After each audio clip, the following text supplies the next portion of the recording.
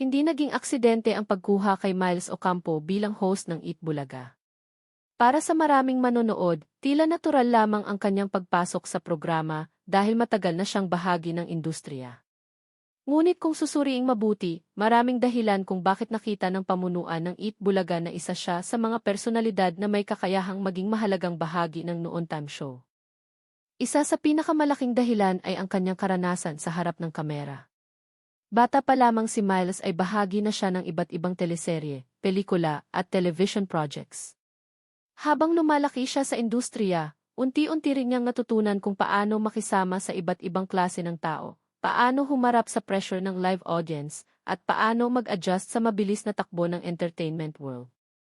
Sa isang programa tulad ng Eat Bulaga, hindi sapat na marunong ka lamang umarte o magpasaya. Kailangan marunong kang makipag-usap sa mga contestant, makisabay sa biruan ng mga veteranong hosts, at makapagbigay ng sariling personalidad na madaling makakonekta sa audience. Ito ang isa sa mga katangiang nakita ng maraming manonood kay Miles. Kapag nasa studio siya, hindi niya kailangang pilitin ang sarili para mapansin. May natural siyang charm na madaling magustuhan ng viewers. Hindi siya maingay na host, ngunit marunong siyang magbigay ng tamang reaksyon sa tamang pagkakataon. At sa isang noon time show na puno ng spontaneous moments, malaking bagay ang ganitong klase ng personalidad. Marami ring naniniwala na isa sa mga dahilan kung bakit siya naging epektibong host ay ang kanyang relatability. Kapag nagsasalita siya sa audience o sa mga contestant, hindi ito parang scripted na linya. Madalas ay parang normal na usapan lamang. Ito ang dahilan kung bakit maraming viewers ang komportable sa kanyang presence sa programa. Habang tumatagal, lalo ring nakita ng publiko ang kanyang versatility. May mga pagkakataong seryoso ang usapan at kaya niyang makisabay. Kapag masaya naman ang segment, kaya rin niyang makisama sa kulitan at tawanan. Ang kakayahang mag-adjust sa iba't ibang sitwasyon ay isa sa pinakamahalagang katangian ng isang host. Ngunit hindi rin naging madali ang lahat para kay Miles. Dumaan din siya sa mga personal na pagsubok, kabilang na ang mga usaping pangkalusugan na naging dahilan upang pansamantala siyang magpahinga sa ilang pagkakataon.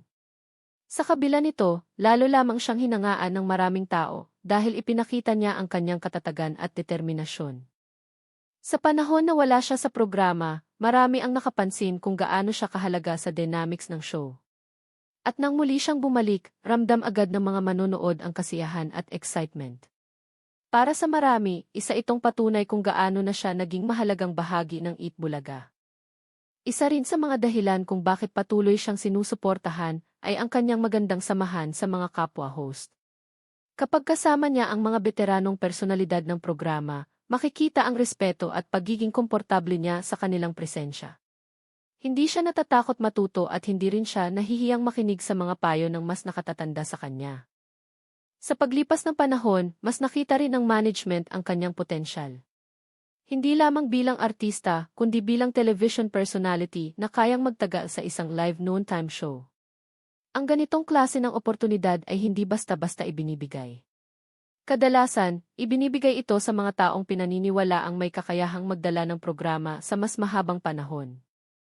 Sa kasalukuyan, nananatili si Miles bilang isa sa mga pinakapinapaboran at pinakarespetadong hosts ng Eat Bulaga.